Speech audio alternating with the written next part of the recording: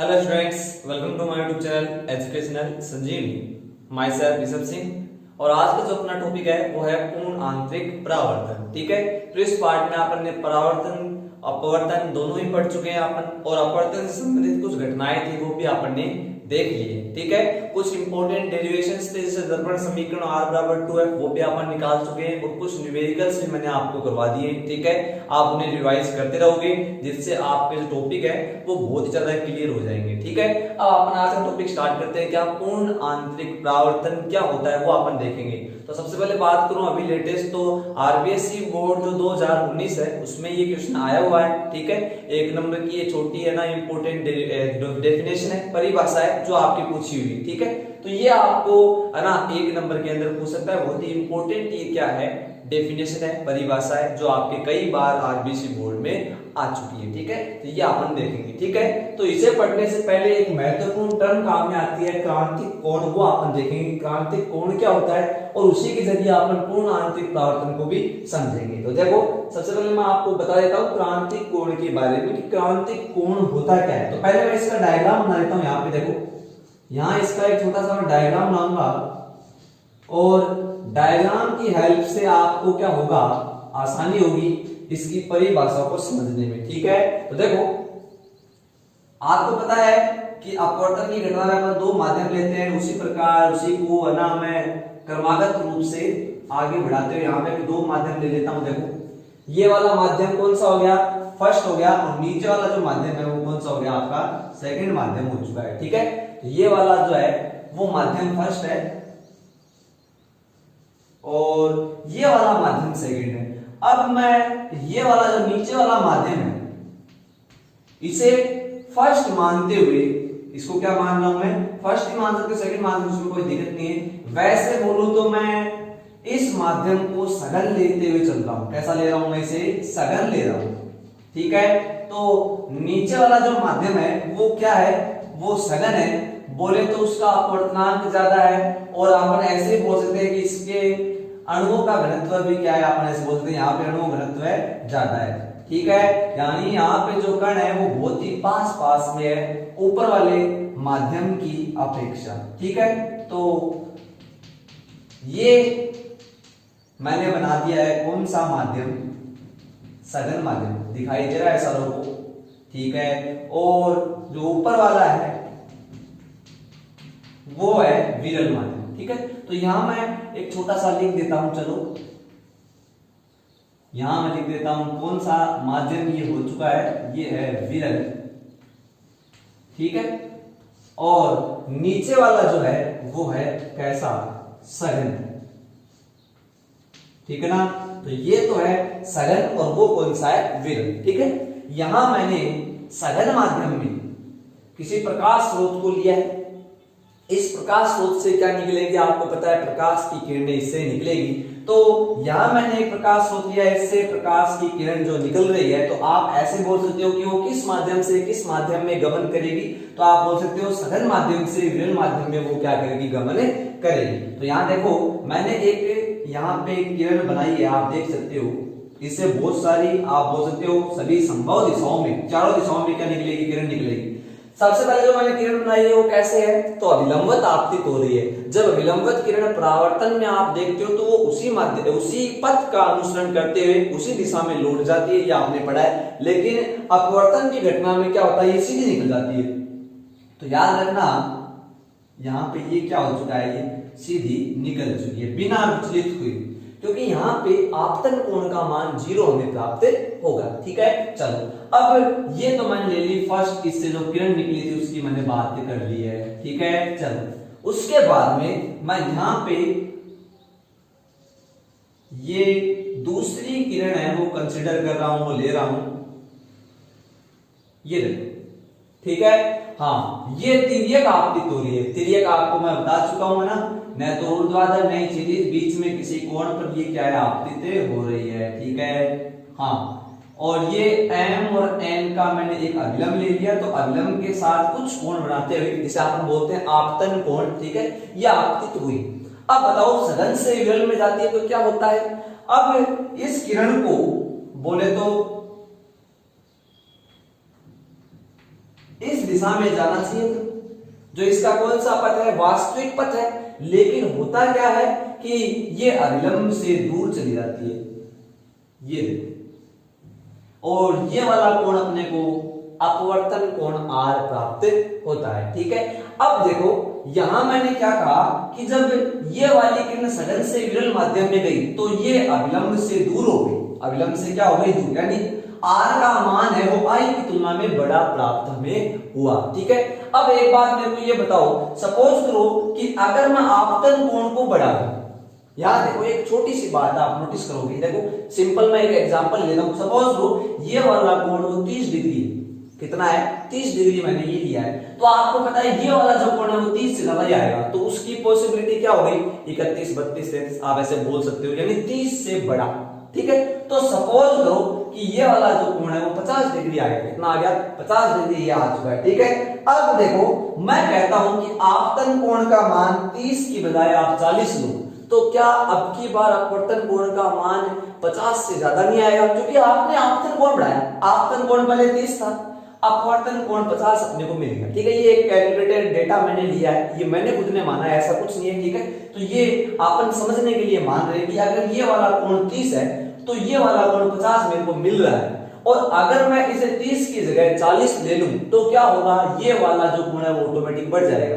इसका मतलब क्या है, देखोगे आप, जैसे ये मैंने एक तीसरी किरण ली, यहां पे मैं क्या कह रहा हूं कि आपने कोण है वो बढ़ा दिया, पहले की तुलना में देख सकते हो आप, इसी प्रकाश स्रोत से ये क्या निकल रहा है, प्रकाश निकल रहा है, और ये कोण देखो आपने बढ़ा दिया है, पहले कम था, ये आपतन कोण है, ये भी आपतन कोण है, लेकिन यहां पे मैं ये सेकंड केस लिया था मैंने, और अब थर्ड केस की बात मैं कर रहा हूं। ठीक है, चलो, हाँ, तो यहां पे आपतन कोण मान लो 30 डिग्री था, तो यहां मैंने कितना लिया, 40 डिग्री, तो बोले तो मैं ऐसे कह रहा हूं आपतन कोण बढ़ा के लेके चल रहा हूं, यहां 0 था, फिर मैंने कुछ और बढ़ा दिया, फिर मैंने कुछ और बढ़ा दिया, मैं यहां क्या देखूंगा, देखो आप बता यहां पे कितना आया था, 50 आया, इसकी तुलना में यहां पे जो कोण है वो और भी ज्यादा आएगा, बोलो सही है क्या, यहां पे कोण है सपोज कर लो वो 65 डिग्री आ गया, यानी और बढ़ गया। आपने क्या देखा कि जब आपतन कोण का मान अपन बढ़ा रहे हैं तो विरल माध्यम में अपवर्तन कोण का मान भी बढ़ रहा है, मतलब मैं ऐसे कह सकता हूं कि आपतन कोण का मान बढ़ा रहा हूं तो जो अभिलंब से दूर किरण जाती है वो और भी दूर हो रही है। ठीक है, अब देखो एक इवेंट ऐसी आ रही है, लास्ट ये वाली किरण से मैं उसे बनाऊंगा, आप ध्यान से उसे देखोगे, नोटिस करोगे, देखो इसे फील करके देखोगे, हाँ ये यहां पे आप नोटिस करोगे लास्ट में मैंने एक किरण बनाई है, सभी को दिखाई दे रहा होगा, ये ठीक है, हाँ, इस किरण के लिए क्या होगा, तो ये मैंने क्या बना लिया, यहां पे अभिलंब बना लिया। ठीक है, वही आपका m और n लेके चल सकते हैं, m1 m2 m3 जैसे भी आप लेना चाहो, उसमें कोई दिक्कत वाली बात नहीं है। ठीक है, हाँ, यहां पे आपतन कोण और बढ़ गया, देखो सबसे कम यहाँ 0 ही था, फिर थोड़ा सा मैंने बढ़ाया, मैंने मान भी लिया था 30 डिग्री आप मान सकते हो, फिर यहाँ 40, यहाँ 50 कर दिया। अब क्या होता है, देखो ये मानना है 30-50 है नहीं, मैं बता रहा हूं केवल आपको, ये चीज आपको फील कराने के लिए, महसूस कराने के लिए, यहाँ पे आपने कोण और बढ़ा दिया, तो क्या अब की बार ये और दूर हो जाएगी, तो होता क्या है, आपकी बार ये किरण इस सतह के समानांतर हो जाती है, यानी इस सतह के ऊपर ही आ जाती है। चलो मैं थोड़ा सा और इसे माध्यम को थोड़ा सा और दूर ले लेता हूं, ये इसका अंतरापृष्ठ हो गया, दिखाई दे रहा होगा सही हो आपको, हाँ, तो है क्या, ये जो आपकी किरण है ये कहां आ चुकी है, अंतरापृष्ठ के समानांतर, बोले तो अब की बार साफ दिखाई दे रहा है कि अपवर्तन कोण है R, उसका मान कितना हो गया, 90 डिग्री। ठीक है ना, तो एक बहुत ही है ना इंपॉर्टेंट चीज यहां मैंने देखी, क्या कि यहां पे मैंने एक ऐसा आपतन कोण लिया कि अपवर्तन कोण का मान कितना आ गया, 90 डिग्री। मेरी बात समझ रही है, ये जो आपतन कोण है इसे याद अपन रखेंगे, तो याद कैसे रखेंगे, इस आपतन कोण को, है ना, आपतन कोण ये भी है, ये भी आपतन कोण है, ये भी क्या है, आपतन कोण, लेकिन इस आपतन कोण को मैं एक विशेष नाम दे दूंगा, जिसे बोलते हैं क्रांतिक कोण। कौन सा कोण, क्रांतिक कोण, यानी है तो ये आपतन कोण ही, लेकिन इसका एक विशेष नाम मैंने रख दिया, जैसे क्लास में सभी स्टूडेंट समान होते हैं, लेकिन जो लीड करता है उसे अपन क्या बोल देते हैं कि क्लास का मॉनिटर ये बनेगा, ठीक है। तो उसका एक नाम हो गया विशेष कि ये मॉनिटर है क्लास का, ठीक है। तो वैसे ही यहाँ पे देखो आई का मान 0, यहाँ पे आई का मान अपन ऐसे बोल सकते 30 था, या फिर अपन ऐसे बोलते हैं ये तो आपतन कोण ही है, यहाँ पे ये अपवर्तन कोण जो आप पढ़ के आते हैं, यहाँ अपतन कोण अपवर्तन कोण, लेकिन यहाँ एक विशेष स्थिति आई है, क्या आई है कि यहाँ पे r का मान क्या हो गया 90 डिग्री हो चुका है। तो कब हुआ, जब मैंने आपतन कोण इतना लिया, इतना बोले तो कितना, क्रांतिक कोण के बराबर। तो इसे मैं बोलता हूं ये वाला जो आपतन कोण है इसे को अपन क्या बोलते हैं, कौन सा कोण है ये, क्रांतिक कोण, ठीक है। इसी से इसकी अपन परिभाषा बना लेते हैं। तो इसकी परिभाषा क्या हो जाएगी, बोलता हूं देखो मैं, ध्यान से आप सुनोगे क्या। इसकी परिभाषा में आप क्या लिख सकते हो, तो आप लिखोगे कि जब प्रकाश की किरण सघन माध्यम से विरल माध्यम में जाती है, देखो ये एक विशेष कंडीशन हो गई, सघन से विरल में लेके जाना है। अगर विरल से सघन में लेके जाओगे तो आपको पता है किरण यूं दूर नहीं जाती, फिर तो वो पास आती है हमेशा, है ना। तो फिर आप कह सकते हो कि यहाँ पे ये 90 डिग्री कोण नहीं बनेगा, ठीक है ना, तो वो तो पास आएगी, ऐसे दूर थोड़ी जाएगी, ठीक है। तो जब प्रकाश की किरण सघन माध्यम से विरल माध्यम में जाती है तो सघन माध्यम में आपतन कोण का वह मान, आपतन कोण का वह मान जिस पर विरल माध्यम में अपवर्तन कोण का मान 90 डिग्री प्राप्त होता है, या फिर आप ऐसे बोलते हैं जिस पर, है ना, जो अपवर्तित किरण है वो अंतरापृष्ठ के समानांतर हो जाती है, ठीक है। तो ये भी आप लिख सकते हो, ठीक है। तो यहाँ पे देखो आप क्या लिखोगे, जिस पर अपवर्तन कोण का मान कितना प्राप्त होता है, 90 डिग्री प्राप्त होता है, वो जो कोण है आपतन कोण, वो कौन सा कोण कहलाता है, क्रांतिक कोण कहलाता है। दोबारा से देखो, जब प्रकाश की किरण सघन माध्यम से विरल माध्यम में प्रवेश करती है या फिर जाती है तो सघन माध्यम में आपतन कोण का वह मान जिस पर अपवर्तन कोण का मान कितना हो जाता है, 90 डिग्री हो जाता है, उस आपतन कोण को अपन क्या बोल देते हैं, क्रांतिक कोण बोल देते हैं। तो ये था आपका क्रांतिक कोण, जिसे अपन किससे लिखते हैं, थीटा सी से, है ना। तो यहाँ आप याद रख लोगे आपतन कोण के लिए, है ना, या फिर मैं क्रांतिक कोण में विशेष बात दिखा देता हूं आपको, है ना। क्या लिखोगे, ये विशेष कोण हो गया, है ना। तो इसी के लिए विशेष बात मैं बोलूं, क्या बोल सकता हूं कि क्रांतिक कोण क्या है, क्रांतिक कोण में आपतन कोण तो हो जाता है खुद क्रांतिक कोण, ठीक है। आपतन कोण तो किसके बराबर हो गया, क्रांतिक कोण ही अब की बार, ठीक है। और यहाँ पे अपवर्तन कोण है वो कितना हो चुका है, 90 डिग्री हो चुका है, ठीक है। तो ये था आपका क्या, हाँ ये था आपका क्रांतिक कोण। क्रांतिक कोण में आपतन कोण का मान तो थीटा सी यानी क्रांतिक कोण के बराबर हो गया, और आर बोले तो अपवर्तन कोण का मान कितना हो चुका है, 90 डिग्री हो चुका है, ठीक है। इसे नोट कर लोगे आप फटाफट, तो इसे आप नोट कर लो, ठीक है। चलो तो अब अपन देख लेते हैं किसके बारे में, पूर्ण आंतरिक परावर्तन के बारे में। पूर्ण आंतरिक परावर्तन है वो क्या होता है वो आप देखोगे, ठीक है। देखो इसी का भी अपन पहले डायग्राम देख लेते हैं, क्योंकि उसी डायग्राम को अपन आगे बढ़ाएंगे तभी अपने को क्या समझ में आता है, पूर्ण आंतरिक परावर्तन समझ में आता है। तो इसका डायग्राम बोले तो चित्र अपन देख लेते हैं सबसे पहले। हाँ देख कि वो सघन माध्यम है और ये विरल माध्यम है, ठीक है। वहां पे मैंने 4 स्थितियां बता दी थी आपको। फर्स्ट में i बराबर 0, दूसरे में आपने i का मान बढ़ाया, तीसरे में आपने i का मान और बढ़ाया, और चौथे में तो आपने i का मान क्रांतिक कोण के बराबर ही कर दिया, वो क्रांतिक कोण जिस पर r का मान 90 डिग्री मिल गया था। अब देखो मैं वहीं से स्टार्ट कर देता हूं, आपकी जो फोर्थ स्थिति जो आपने देखी है, चौथी स्थिति वहां से आप देख लेते हैं। तो आपन ने क्या देखा, आपन ने देखा कि ये देखोगे आप, ये अभिलंब हो गया, ठीक है, m और n। यहां पे ये जो कोण है तो आपतन कोण, लेकिन इसका विशेष नाम है क्या, क्रांतिक कोण। मैंने लिख दिया थीटा सी, दिखाई दे रहा होगा सारों को। हाँ, इस पे क्या हुआ कि जो प्रकाश की किरण है वो देखो ये यहां पे r का मान आपको 90 डिग्री मिल चुका है, कितना, 90 डिग्री, ठीक है। और ये हो गया क्रांतिक कोण का कॉन्सेप्ट, ठीक है। अब देखो अपन इसी को आगे बढ़ाते हैं। सपोज करो कि मैं क्रांति कोण से भी आगे चला जाऊं, तो देखो पहले प्रकाश की किरण यहां थी, अपवर्तन के पश्चात फिर वो और दूर हो गई थी, फिर और दूर हुई और लास्ट में वो कहां आ गई, 90 डिग्री कोण बनाते हुए आ गई। अब अगर और बढ़ाओ तो नीचे आएगी। क्यों? मेरी बात सुना रही है? आपने क्या किया, आई का मान सबसे पहले 0 रखा, सीधी डिग्री, आई का मान बढ़ाया तो अभिलंब से दूर हुई, आई का मान और बढ़ाया अभिलंब से और दूर हो गई, आई का मान और बढ़ा दिया अभिलंब से और दूर हो गई, आई का मान और बढ़ा दिया अभिलंब से 90 डिग्री कोण पे वो आ गई, और आई का मान और बढ़ा दोगे तो नीचे आ जाएगी फिर दोस्त इसी माध्यम में। इसका मतलब हुआ क्या कि यहां देखोगे आप, मैं ये जो इवेंट है बहुत ही ज्यादा इंपॉर्टेंट होगी, ठीक है। यहां देखो इसी को बोलते हैं पूर्ण आंतरिक परावर्तन। यहां मैंने अब क्या किया है, हाँ देखो ये जो आपतन कोण है, ये तो आपतन कोण होता है, आपतित किरण और अभिलंब के बीच बना कोण, ठीक है। आप और यहां पे देखो सघन से विरल में ही जा रहे हो, इस चीज को बड़ा ध्यान रखना आपको। तो यहां देखोगे आप आपतन कोण का मान आपने यहां देखा था क्रांति कोण, उससे भी ज्यादा कर दिया।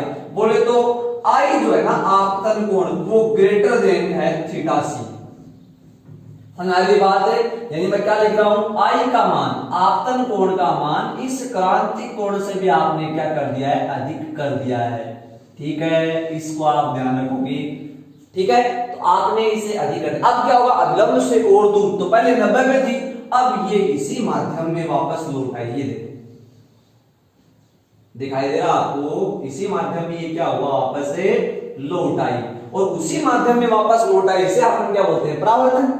अरे जिस माध्यम से ली थी उसी में लौट आई तो उसे अपन क्या बोलते हैं, परावर्तन। लेकिन इस घटना को अपन बोलते हैं पूर्ण आंतरिक परावर्तन। इस घटना में विशेष बात क्या है कि दर्पण नहीं है, क्योंकि दर्पण में क्या होता है, प्रकाश की किरण जाती है, टकरा के वापस आती है, लेकिन यहाँ पे आप दर्पण नहीं ले रहे हो, यहाँ पे आप दोनों के दोनों पारदर्शी माध्यम ले रहे हो, जहां पे अपवर्तन होता है। तो आपने क्या किया है, पारदर्शी माध्यम लेते हुए भी, यानी अगर इसे आप देखें तो यहाँ पे प्रकाश किरण से पार कर सकती है, लेकिन फिर भी आपने इसका क्या करा दिया, परावर्तन करा दिया। तो ये वाली घटना क्या कहलाती है, पूर्ण आंतरिक परावर्तन, ठीक है, कि बिना दर्पण की सहायता से आपने क्या करवाया है, यहाँ पे परावर्तन करवाया है। तो अब बोलो कि इसमें आप क्या लिख सकते हो परिभाषा के अंदर, ठीक है।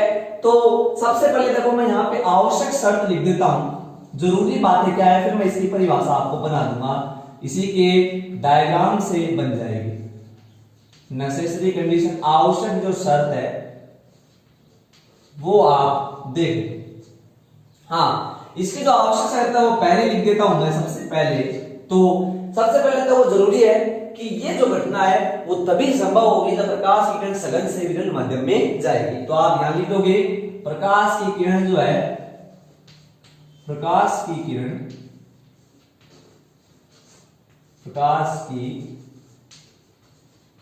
किरण सघन माध्यम से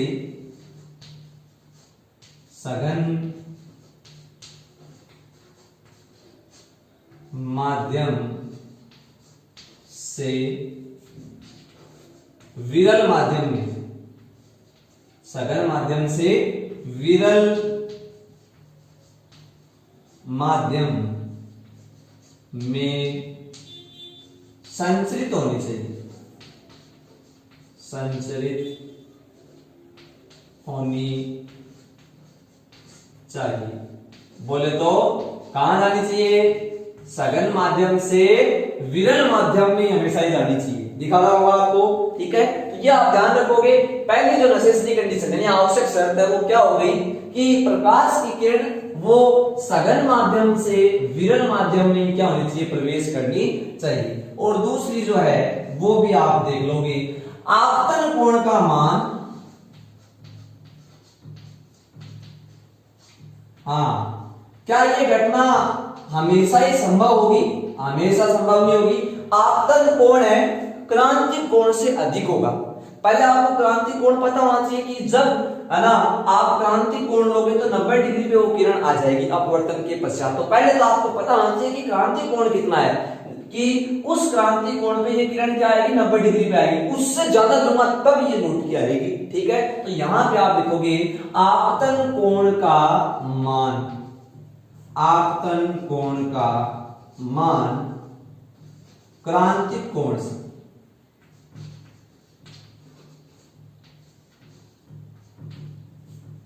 क्रांतिक कोण बोले तो क्या थीटा सी से अधिक होना चाहिए। क्या होना चाहिए? अधिक होना चाहिए। ठीक है, तो ये आपका हो गया क्या बोले तो आवश्यक शर्त किसकी? पूर्ण आंतरिक परावर्तन। ठीक है, तो ये दो शर्तें हैं, इसी का आप फॉलो करते हो, इसी की पालना करते हो तभी पूर्ण आंतरिक परावर्तन की घटना होगी, वरना नहीं होगी। ठीक है, हाँ, अब इसकी परिभाषा आप बना दोगे। तो देखो इसकी परिभाषा में आप क्या लिखोगे? तो इसकी परिभाषा में आप लिख दोगे, क्या लिखोगे? देखो, जब प्रकाश की किरण सघन माध्यम से विरल माध्यम में जाती है तो आपतन कोण का मान, किस कोण का मान? आपतन कोण का मान क्रांतिक कोण से अधिक होने पर, आपतन कोण का मान क्रांतिक कोण से अधिक होने पर प्रकाश की किरण पुनः उसी माध्यम में वापस लौट आती है तो प्रकाश की यह घटना क्या कहलाती है? पूर्ण आंतरिक परावर्तन कहलाती है। तो आपको याद रखना है कि आपतन कोण का मान है क्रांतिक कोण से अधिक होगा, तभी क्या होगा? पूर्ण आंतरिक परावर्तन होगा। ठीक है, तो ये हो गया आपका पूर्ण आंतरिक परावर्तन। नोट कर लो फटाफट। ठीक है, नोट कर लिया होगा आपने।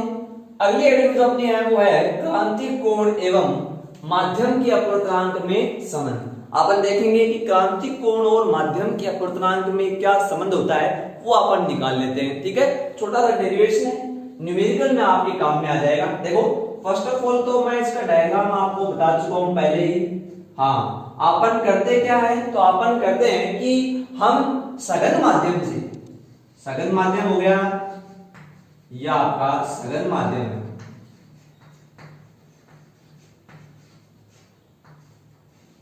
ठीक है, अपवर्तनांक सपोज कर लो इसका n1 है। ठीक है, फर्स्ट हो गए सघन माध्यम से आप जाते हो विरल माध्यम में। कौन से माध्यम में? विरल माध्यम में, और इसका अपवर्तनांक n2 आप सपोज कर लो। ठीक है, तो प्रकाश का जो पूर्ण आंतरिक परावर्तन है, पता है सघन से विरल माध्यम में जाने पर ये होता है। क्रांतिक कोण भी अपने को वहीं से प्राप्त होता है कि प्रकाश किरण सघन से विरल माध्यम में जाती है। ठीक है, ये माध्यम पहला है क्योंकि आप यहाँ है पहले, फिर आप यहाँ गए दूसरे माध्यम, तो ये दूसरा हो गया। इसका अपवर्तनांक n1 है, इसका कौन सा है? n2। ठीक है, तो आप क्या कर रहे हो कि आप सघन से विरल माध्यम में जा रहे हो। ठीक है, चलो, हाँ, आप सघन से विरल माध्यम में जब जा रहे हो तो आप सबसे पहले क्या लिखोगे?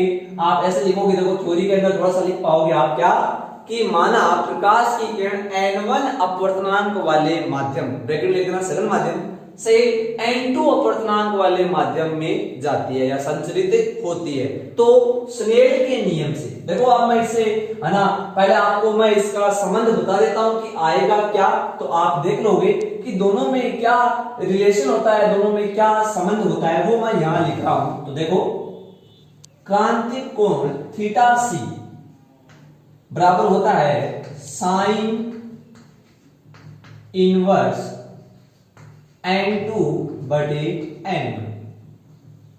ये संबंध होता है दोनों के मध्य। ठीक है, तो ये आपने फॉर्मूला या संबंध लिख लिया है। ठीक है, सूत्र आपने लिख लिया है यहाँ पे कि दोनों में ये संबंध होता है। अब ये तो आपने एक नंबर का जो प्रश्न आता है उसका काम कर लिया कि आपको पूछ सकता है कि क्रांतिक कोण एवं माध्यम की अपवर्तनांक के मध्य संबंध लिखिए, तो एक नंबर में आप ये लिख के आ जाओगे। ठीक है, आप ये लिख दोगे। अब आपको संबंध स्थापित करना भी पूछ सकता है, बोल तो डेरिवेशन प्रूफ पूछ सकता है कि ये आया कैसे, तो आप डेरिवेशन आप इसका करोगे, डेरिवेशन। हाँ, ठीक है, चलो, डेरिवेशन में सबसे पहले आप क्या करोगे? इसकी थोड़ी सी थ्योरी लिख दोगे। क्या लिखोगे? थ्योरी के अंदर आप लिखोगे माना प्रकाश की किरण कहां से? n1 अपवर्तनांक वाले माध्यम से n2 अपवर्तनांक वाले माध्यम में क्या कर रही है? संचरित हो रही है। तो स्नेल के नियम से, तो यहां लिखोगे स्नेल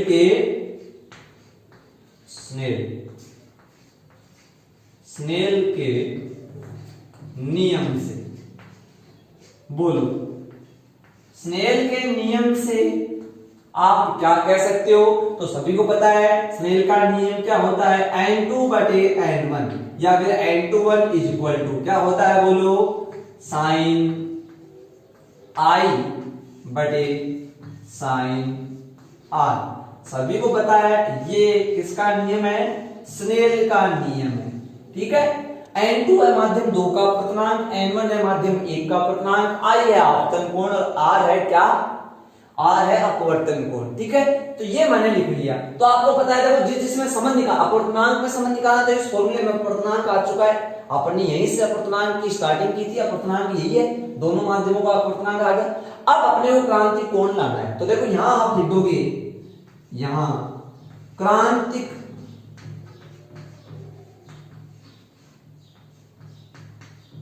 कोण, क्रांतिक कोण की स्थिति में, क्रांतिक कोण की स्थिति में क्या होता है, आपतन कोण तो खुद क्रांतिक कोण ही हो जाता है। आई का मान थोड़ी देर पहले बताया था, आई आपतन कोण विशेष कोण बन जाता है क्या, क्रांतिक कोण, और आर का मान कितना हो जाता है, 90 डिग्री हो जाता है। ठीक है ना, ये आप यहाँ क्या लिख दोगे कि आई का मान कितना हो गया, थीटा सी हो गया, और आर का मान कितना हो गया, 90 हो गया। तो ये दोनों ही मान अपन यहाँ रखेंगे, तो बताओ क्या स्थिति बनेगी, तो आप कहोगे क्या, n2 बटे n1 इज इक्वल टू, बोलो साइन आई बोले तो आपतन कोण, आपतन कोण कितना है, थीटा सी, थीटा सी, और नीचे अपवर्तन कोण, क्रांतिक कोण में अपवर्तन कोण अब 90 डिग्री हो गया। ठीक है, आर का मान कितना हो गया, 90, और साइन 90 का मान कितना होता है, 1, तो इसका मतलब ये तो 1 हो गया।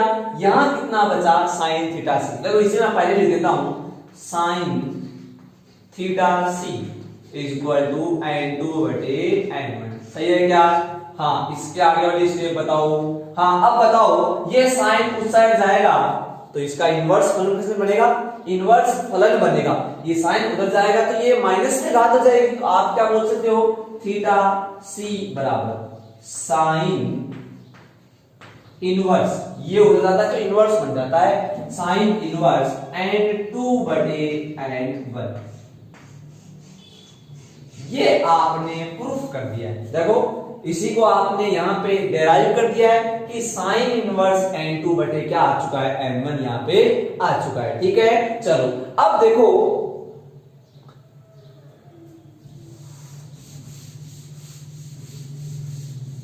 यहां देखोगे आप कि एक विशेष स्थिति बन जाती है। ठीक है, क्या विशेष स्थिति, इसका भी एक स्पेशल केस अपन ले लेते हैं। ये तो संबंध आपने स्थापित कर दिया है, लेकिन यहां पे भी एक स्पेशल केस देख लेते हैं अपन। विशेष स्थिति आप बोल सकते हो। ठीक है, तो यहां पे एक विशेष स्थिति बन जाती है, क्या, वो भी आप नीचे लिखोगे कि आप ये सपोज करो कि अगर दूसरा जो माध्यम है, जो विरल माध्यम है, वो क्या हो जाए आपका, वो हो जाए वायु। इसका मतलब क्या है वो देखोगे आप कह रहे हो कि जो यहां देखो आपने जो दूसरा माध्यम लिया है, दूसरा माध्यम जो लिया है ये वाला दूसरा माध्यम, यहां पे आपने क्या ले लिया, वायु को ले लिया, वायु विरल माध्यम है। और यहां जो पहला माध्यम था, जो आपका सघन माध्यम होता था, उसका आपको अपवर्तनांक दे रखा है। सपोज करो इसका अपवर्तनांक n है, आपको पता है अपवर्तनांक को किस लिखते हैं, n से तो लिखते हैं, और वायु का अपवर्तनांक 1 है, ये आपको पता होता है। मतलब क्या है, देखना कि प्रकाश की जो किरण है n अपवर्तनांक वाले माध्यम से वायु में क्या हो रही है, संचरित हो रही है। तो इस कंडीशन में आपको यही संबंध कैसा प्राप्त होगा, तो आप कह सकते हो कि वायु में जब संचरित होगी, दूसरा जो माध्यम है n2 जो है वो अब आपको पता चल गया 1। यहां आप लिख सकते हो, जब स्पेशल केस में क्या लिखोगे, जब प्रकाश की किरण है n अपवर्तनांक वाले माध्यम से, या n अपवर्तनांक वाले माध्यम से वायु में संचरित हो। कहां पे संचरित हो?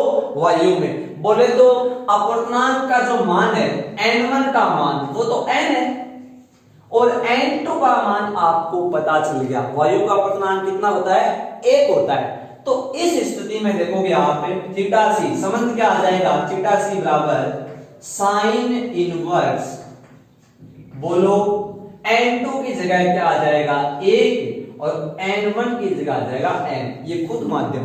ठीक है, तो ये संबंध निकल के आ गया जब वायु में क्या होगी? संचरित होगी। इसी को ऐसे भी लिखना, क्या लिखा जा सकता है? इस साइन को दोबारा इधर लिया हो तो बोले तो क्या बनेगा? साइन थीटा सी। देखो इनवर्स है, उधर आता तो इनवर्स बना, उल्टा बना, माइनस की घात आई, इधर लेके आओगे दोबारा प्लस की बन जाएगी। तो साइन थीटा सी बराबर 1/n। ये बहुत ही इंपॉर्टेंट फॉर्मूले हो गए दोनों, वेरी मोस्ट। दोनों पे एक एक न्यूमेरिकल आपकी बुक में है, तो आप इन्हें देख लोगे। ठीक है, एक तो थीटा सी बराबर साइन इनवर्स n2/n1, और एक थीटा सी बराबर आप यहां साइन इनवर्स 1/n, या फिर इसे ऐसे बोल सकते हो साइन थीटा सी बराबर 1/n। ये भी बड़ा इंपॉर्टेंट है, लेकिन मेन जो फॉर्मूला है वो तो यही है, क्या? कि थीटा सी बराबर साइन इनवर्स n2/n1। ये होता है संबंध किस किस में? क्रांतिक कोण एवं माध्यम के अपवर्तनांक में। ठीक है, यहां तक आप पढ़ लोगे, बाकी बात अपन करेंगे कल। Thank you.